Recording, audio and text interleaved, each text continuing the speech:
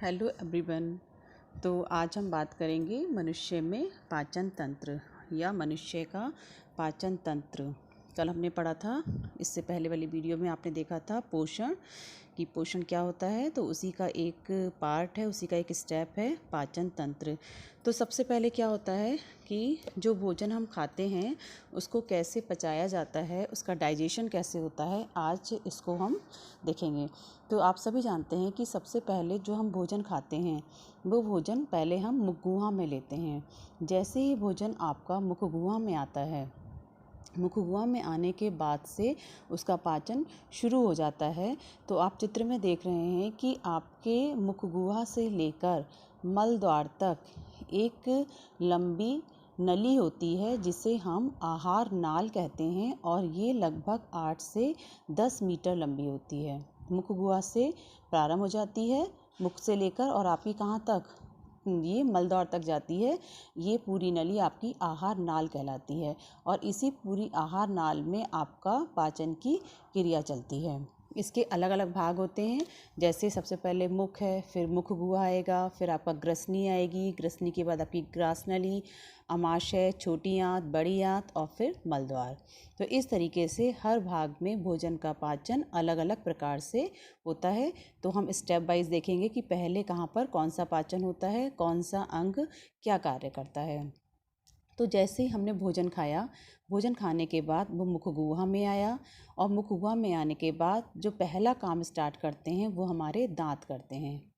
दांत आप सभी जानते हैं कि मनुष्य में 32 दांत पाए जाते हैं। मनुष्य में 2 प्रकार के दांत होते हैं, एक दूध के, जिन्हें हम टेम्पोररी कहते हैं, जो बचपन में निकलते हैं और एक निश्चित आयु के बाद वो गिरने लगते हैं। उसके बाद परमानेंट, आपके जो परमानेंट टीथ हैं वो आपके आ जाते हैं। ठीक है। तो ये जो आपके परमानेंट की हम बात करें तो एक वयस्क में दांतों की जो संख्या है वो कितनी होती है, 32 दांत होते हैं। और दांत 4 प्रकार के होते हैं। आपको चित्र में दिखाया गया है कि मनुष्य में 4 प्रकार के दांत पाए जाते हैं। कौन कौन से? कृंतक, रदनक, अग्रचवर्णक और चवर्णक। चारों के चित्र देख रहे हैं आप, चारों के चित्र जो हैं बिल्कुल अलग अलग हैं, संरचनाएं अलग अलग हैं। तो कृंतक, रदनक, अग्रचवर्णक और आपका चवर्णक कितने कितने होते हैं, ये इसके लिए एक दंत सूत्र बनाया गया है जो है 2 1 2 3। कैसे? आप जानते हैं कि मुख में 2 जबड़े हैं, ऊपरी जबड़ा और निचला जबड़ा। 16 ऊपर हैं, 16 नीचे हैं। तो आपका ये 8 का सेट होता है। 8 के सेट का जो सूत्र है वो आपका है 21 23, मतलब 2 1 2 3।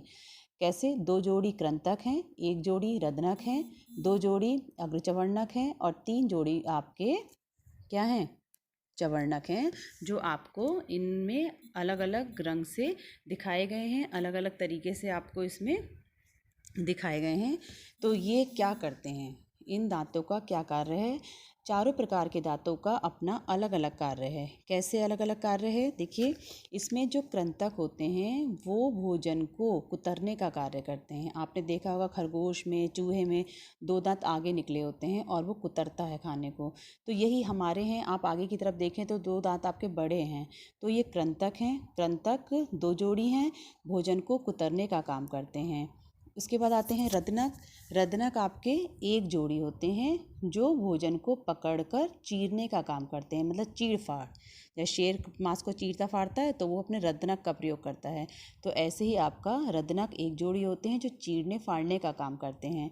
उसके बाद जो ये अग्रचवर्णक और चवर्णक हैं, ये दोनों आपकी दाढ़ें होती हैं जो भोजन को पीसने और चबाने का कार्य करती हैं। आपने भोजन खाया, यहाँ से आगे से कुतरी रोटी, फिर आपने उसको चीड़ा फाड़ा, और फिर पीछे जाके आप उसे आसान धीरे धीरे चबाते हैं, पीसते हैं। तो इस तरीके से जो भोजन आपने हुआ में, उसको आपने चीड़ फाड़ करके चबा लिया और उसे पीस दिया। आपने पीसने के बाद अब क्या होगा, ये आपकी वहाँ पर एक भाग और पाया जाता है जो आपकी है जीभ। देखिए, आप चित्र में देख रहे हैं कि जीभ कैसी होती है, और सब जानते हैं कि आपकी जीभ एक सी नहीं होती है, इस पर छोटे छोटे छेद पाए जा रहे हैं। और आपके मुंह में हमेशा एक द्रव जैसा पदार्थ भरा रहता है। जब भी आप कोई खाने का कोई पकवान देखते हैं तो आपके मुंह में पानी आ जाता है। तो पानी क्या है? वो एक्चुअली पानी नहीं है बेटा, वो क्या है, वो है लार। अब हम पहले बात करेंगे जीभ की। जीभ जो है वो आपके मुख में बहुत ज़रूरी होती है। क्या करती है? एक तो आपको बोलने में सहायता कर रही है। पहला काम, जीभ के कार्य अगर पूछा जाएंगे तो जीभ क्या कर रही है? आपके बोलने में सहायता कर रही है। दूसरी चीज़, आपकी जीभ जो है वो खाने को उलटती पुलटती भी है। आप जब खाना खाते हैं तो आपने देखा है, आप जीभ चलाते हैं तो खाने को उलटती पुलटती मीन्स उसे मिक्सिंग करती है। वो आपका मीन्स लार के साथ उसको मिक्स करने का काम करती है। दूसरा काम हो गया। और आपका लार जो होती है वो भोजन कुछ जब मिल जाएगी तो जीभ उसको निगलने में भी सहायता कर रही है। तो इस प्रकार से जीभ के कार्य हो गए। जीभ आपके बोलने में सहायता करती है, भोजन को उलटती पुलटती है। और दूसरी चीज़, जीभ पर स्वाद कलिकाएँ पाई जाती हैं। स्वाद कलिकाएँ आप चित्र में देखिए, उसमें आपको दिखाया गया है कि 4 प्रकार के स्वाद होते हैं: खट्टा, मीठा, कड़वा और नमकीन। आपने कभी देखा है कि हम जो है दवाई हमेशा पीछे रख कर खाते हैं? क्यों? क्योंकि वहाँ से हमें कड़वे का स्वाद आता है। ऐसे चूरन को आप साइड से चाटते हैं तो आपको खट्टा तीखा लगता है। क्यों? क्योंकि यहाँ पर स्वाद कलिकाएँ पाई जाती हैं। स्वाद कलिकाएँ 4 प्रकार की होती हैं: एक मीठे की, कड़वे की, नमकीन की और खट्टे की। हमारी जीभ के सबसे आगे की तरफ टिप पर पाई जाती है मीठे की स्वाद कलिका, और सबसे पीछे पाई जाती है कड़वे की, और जो साइड वाइज हैं वहाँ पर पाई जाती है आपकी नमकीन की और खट्टे की। एक चीज़ और है, आपने देखा कि महिलाओं को जो होता है, लेडीज़ को या गर्ल्स को खट्टी चीज़ें बहुत पसंद आती हैं। उसका कारण है कि पुरुषों में केवल 6000 स्वाद कलिकाएँ पाई जाती हैं, जबकि महिलाओं में 10,000 स्वाद कलिकाएँ पाई जाती हैं। और इसलिए वो उन्हें खट्टा जो होता है वो बहुत ज़्यादा पसंद होता है। तो आपने देखा कि दांतों का क्या कार्य हुआ और आपका किसका जीभ का आपका क्या काम इसने किया। अब क्या किया, जीभ में ही दोनों साइड में पाई जा रही हैं लार ग्रंथियाँ। मनुष्य में 3 जोड़ी लार ग्रंथियाँ पाई जाती हैं, जिससे प्रतिदिन 1.5 लीटर लार निकलती है। और अगर हम बात करें तो लार में 99% आपका पानी होता है और 1% आपका एक एंजाइम है। बेसिकली पानी होता है, लेकिन जो 1% एंजाइम है वही पाचन का कार्य स्टार्ट करता है। जो भोजन का पाचन आज हम पढ़ रहे हैं वो उसी एंजाइम से स्टार्ट होता है। तो यहाँ पर लार में जो एंजाइम पाया जाता है उसका नाम है एमाइलेज। और ये एमाइलेज क्या करता है? ये एमाइलेज भोजन में पाई जाने वाले कार्बोहाइड्रेट मीन्स स्टार्च को शुगर मीन्स शर्करा में बदल देता है।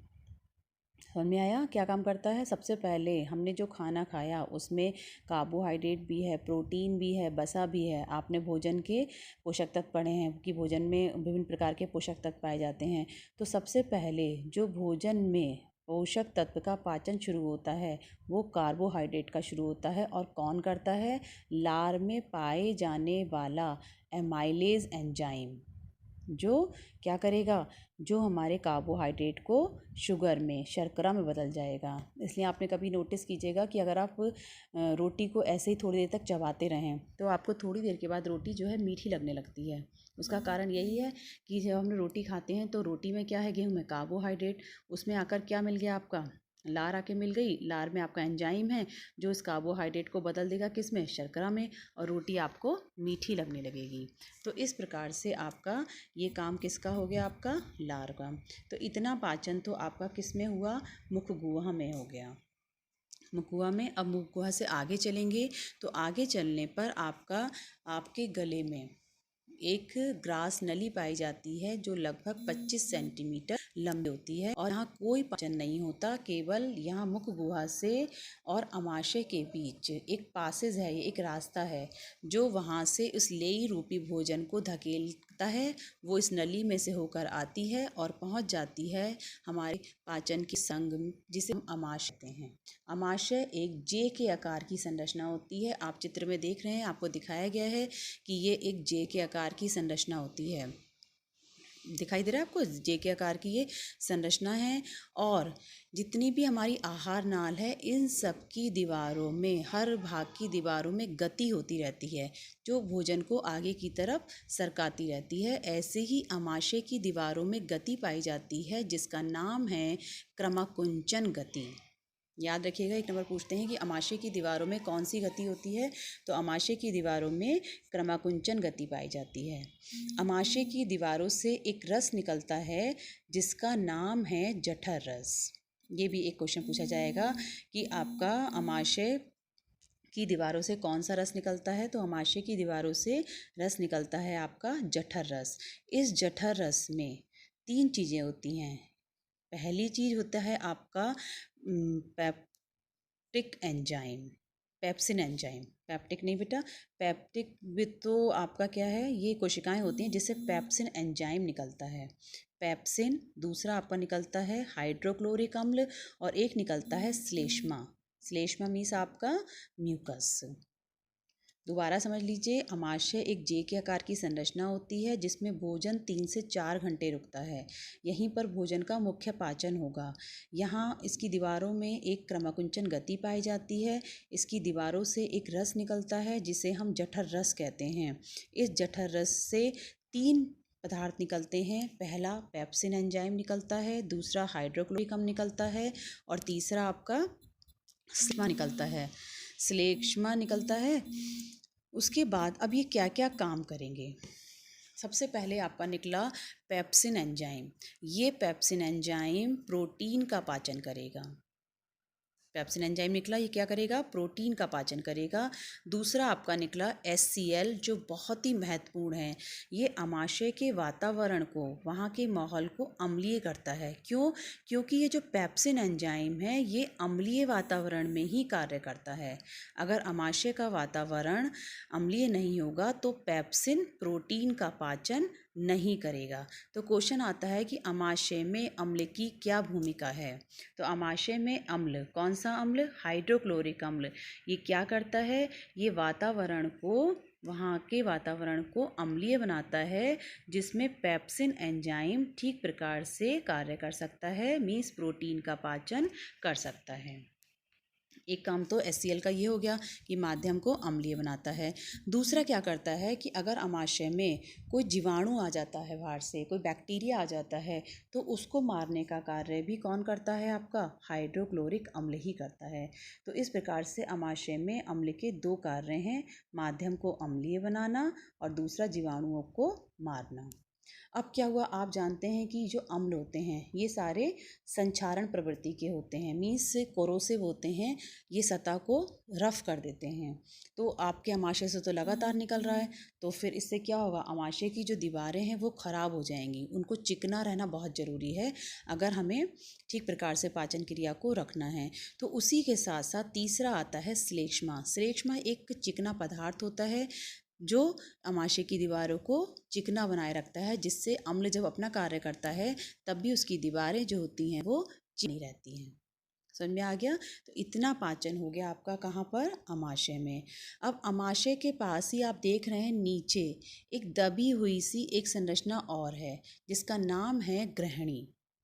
ये अंग्रेजी के सी के आकार की आकृति होती है जिसमें पित्ताशय से पित्तरस और अग्नाशय से अग्नाशय रस आते हैं जो आगे छोटी आंत में जाते हैं। यहाँ पर कोई पाचन नहीं हो रहा है, केवल यहाँ पर पित्ताशय से पित्तनली पित्तरस लाएगी और अग्नाशय से अग्नाशय नली अग्नाशय रस लाएगी। तो ये हो गई आपका ग्रहणी।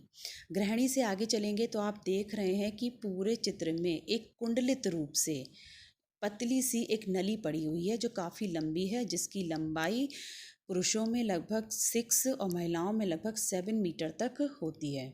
इसका नाम है छोटी आंत। नाम है छोटी आंत लेकिन लंबाई है इसकी ज़्यादा, लेकिन व्यास इसका कम होता है, पतली होती है और कुंडलित।